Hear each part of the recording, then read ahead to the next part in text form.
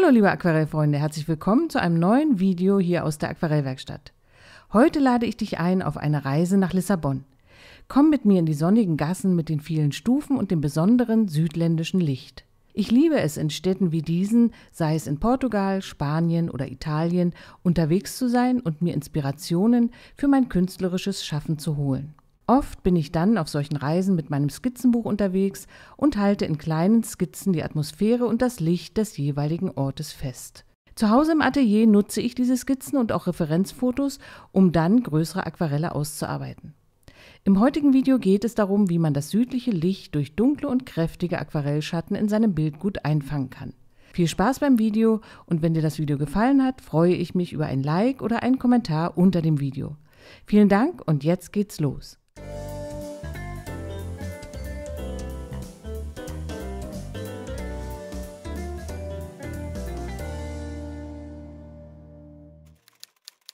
Die im heutigen Film verwendeten Materialien sind folgende Farben: Lichter Ocker, Sienna gebrannt, Permanent Alizarin Karmesin, Zylinblau, Kobalttürkis Light und Kobaltblau von der Firma Winsor Newton, Ultramarin Feinst, Lasur Orange, Jaune Brillant von der Firma Schminke, Titanweiß von der Firma Winsor Newton und die Farbe Lavender von der Firma Mielo. Die liegt hier nicht, aber ich habe sie im Bild verwendet. Ich arbeite auf Büttenpapier der Firma Arches, Grain Fin 300 Gramm, das Format ist ungefähr DIN A4. Die Pinsel sind aus meiner eigenen Pinselkollektion, der Eichhörnchenhaarpinsel in der Größe 12, der Rotmarderhaarpinsel in der Größe 10, ein kleiner synthetischer Rundpinsel in der Größe 6 und der Flachpinsel, auch aus synthetischem Material, in der Größe 10. Hier seht ihr mein Referenzfoto liegen und wir schauen uns zuerst einmal an, auf welcher Höhe die Augenlinie verläuft. Ich stand ja erhöht am oberen Ende der Straße und meine Augen waren hier also auf der Höhe des oberen Drittel des Bildes. Auf der Augenhöhe erscheinen alle in den Bildraum hineinfluchtenden Linien waagerecht. Dies ist hier auf der Höhe der Balkone der Fall.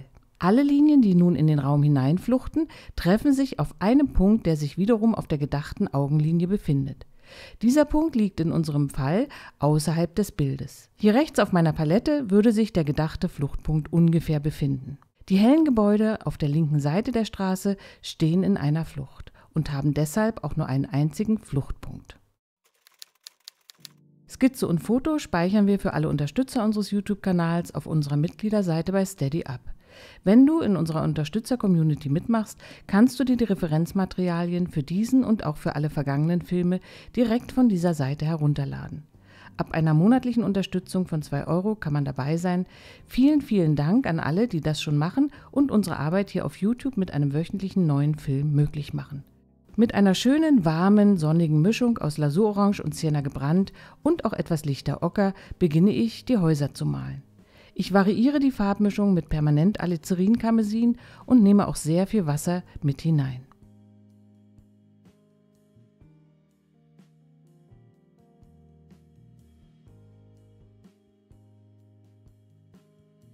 Am linken Bildrand kommt etwas mehr Rot mit in die Mischung.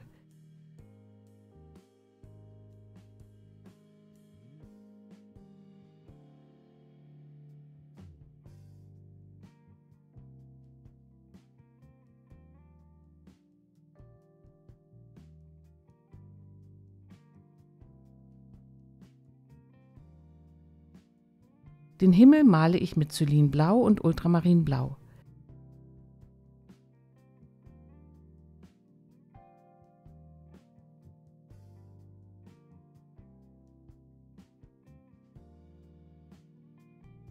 Im Anschluss verwende ich blasse Rot- und Blaumischungen für die Gebäude ganz im Hintergrund.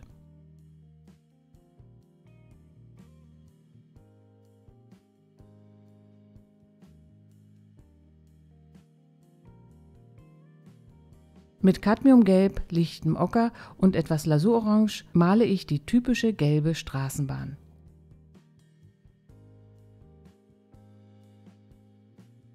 Solange wie die Farbe noch feucht ist, füge ich ganz hell die Lasuren für die Straße an. Der gelbe Farbauftrag der Straßenbahn läuft in die wässrige Farbe hinein. Das ist gewünscht. In diesem Stadium freue ich mich immer, wenn die Farben ineinander laufen und noch keine harten Kanten entstehen.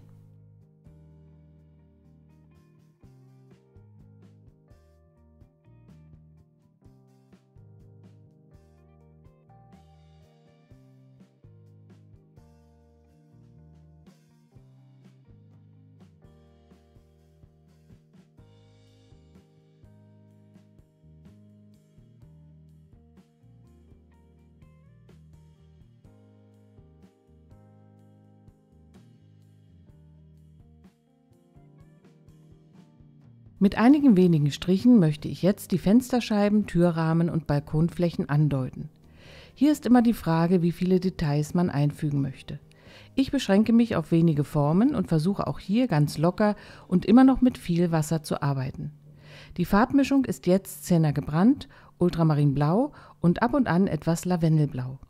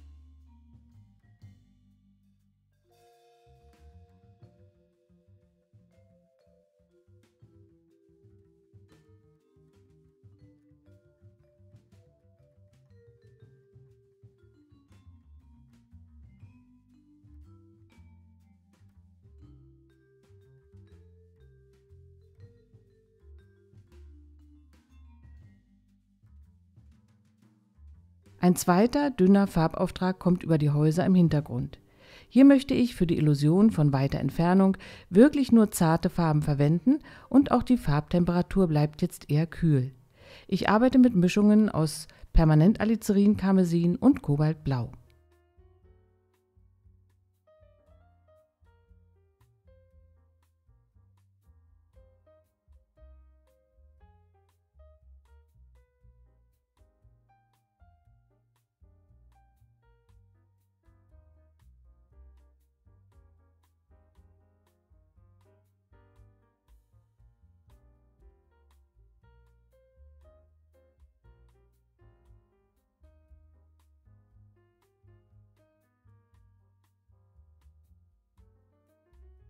Einige Details setze ich in die gelbe Straßenbahn.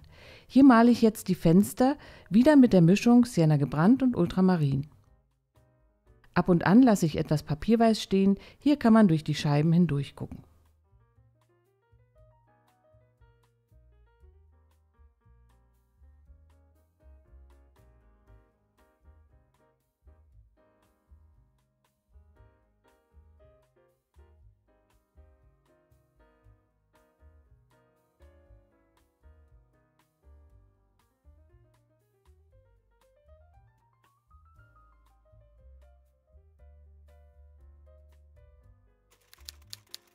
Das Bild ist jetzt einmal komplett durchgetrocknet und ich beginne mit dem zweiten Farbauftrag.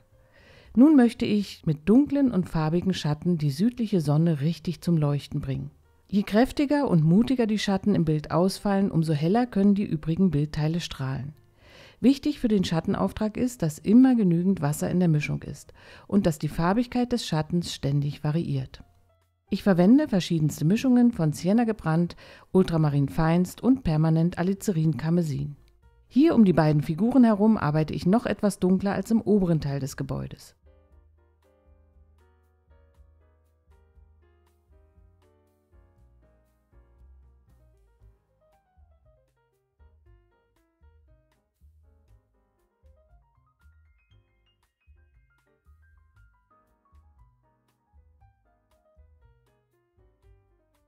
Auch Fensterrahmen deute ich mit dieser Schattenmischung an.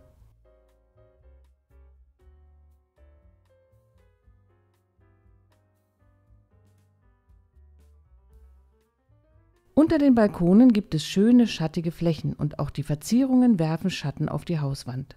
Ich versuche hier auch wieder nicht zu genau zu arbeiten. Das Lockere und Frische soll die entspannte Atmosphäre Lissabons wiedergeben. Also versuche ich genauso unbekümmert meine Formen einzutragen, wie ich mich vor Ort an diesem Tag auch gefühlt habe.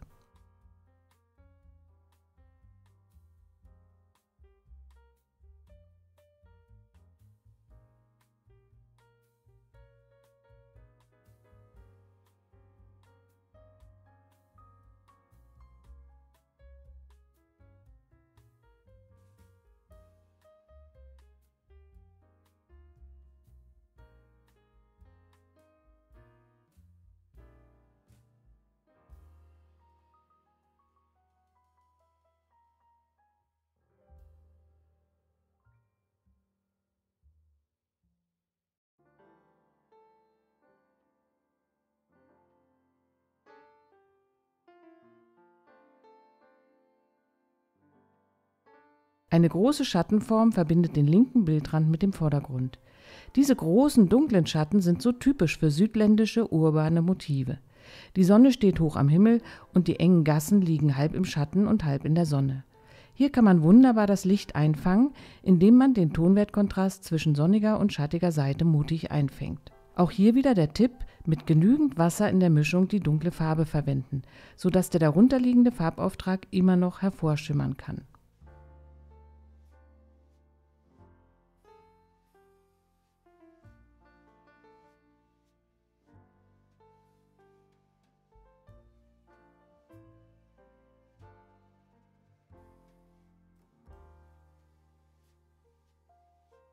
Die Gebäude auf der rechten Seite fasse ich in einer einzigen dunklen Form zusammen. Auch hier variiert der Farbauftrag wieder.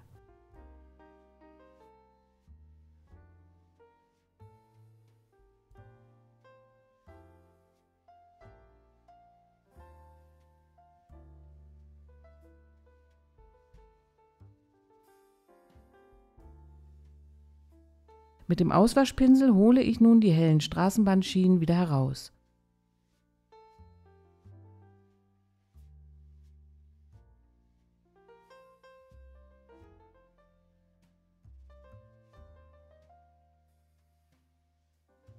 Einige dunkle Akzente geben Struktur in die rechte Häuserfläche.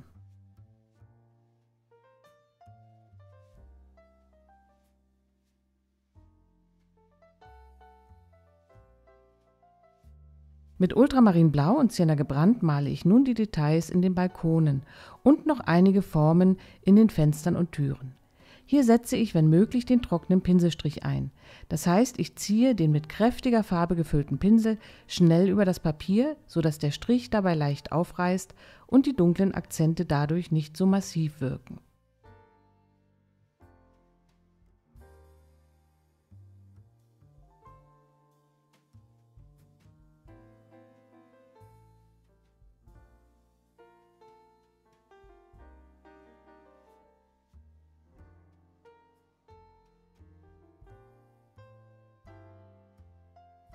Die Figuren werden nun ausgearbeitet.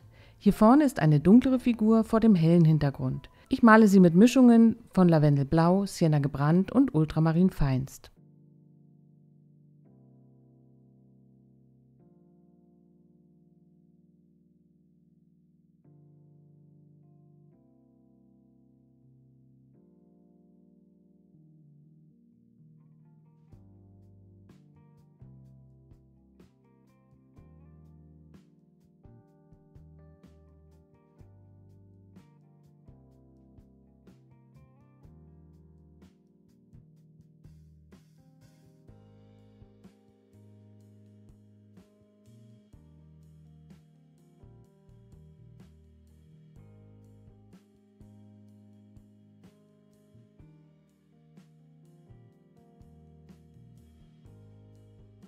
Die beiden hinteren Figuren leuchten jetzt schon schön aus dem dunklen Hintergrund heraus.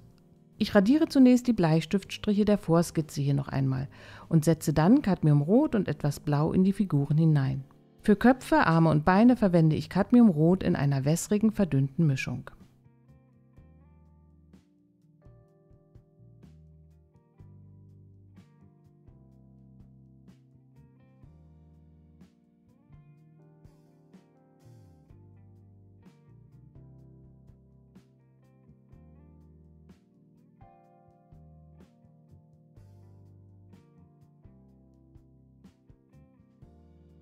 Die Straßenbahn selbst braucht jetzt noch einen Schattenauftrag, denn das Gebäude auf der rechten Seite wirft seinen Schatten auch auf die Bahn.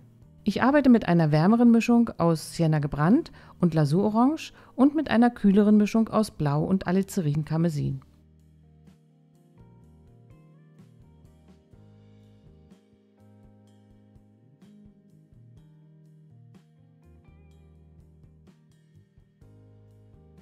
Hier links möchte ich die helle Farbigkeit erhalten und verblende mit Wasser.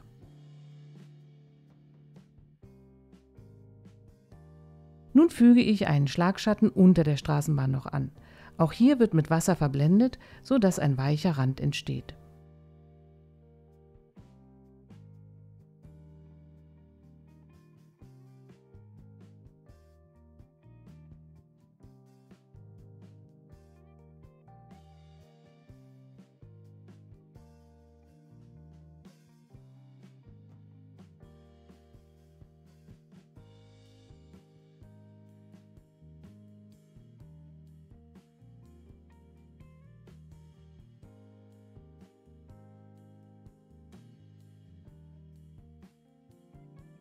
Die Laternen möchte ich noch etwas ausarbeiten.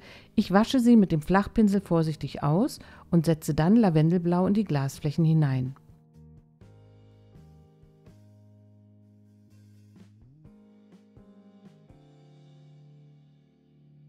Mit Neutraltinte und Sienna gebrannt male ich die schwarzen Metallteile und später könnte ich noch weiße Highlights anfügen.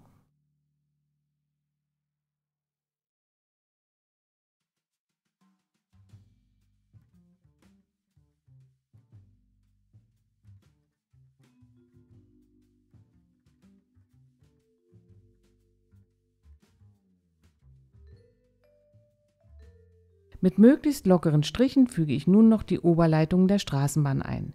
Hier verwende ich Lavendelblau und wieder den trockenen Pinselstrich. Solche lockeren Striche gelingen mir am besten, wenn ich schnell und zügig arbeite, ohne viel nachzudenken. Wichtig ist natürlich eine gute, feine Pinselspitze. Hier reichen einige ausgewählte Linien aus.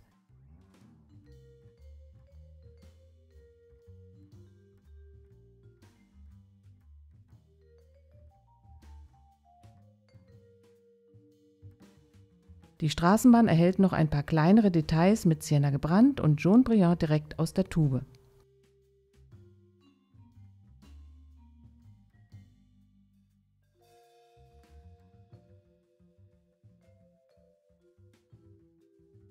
Auch die Figuren habe ich mit Highlights noch einmal aus der Dunkelheit herausgehoben.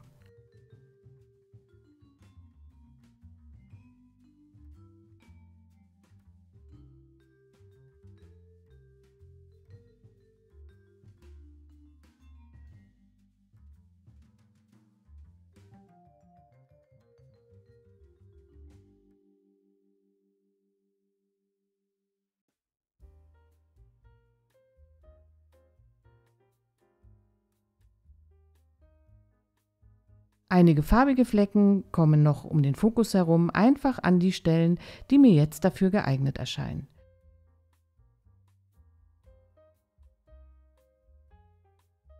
Die rechte Seite der Straßenbahn möchte ich jetzt noch etwas dunkler malen, so leuchtet der übrige Teil noch besser.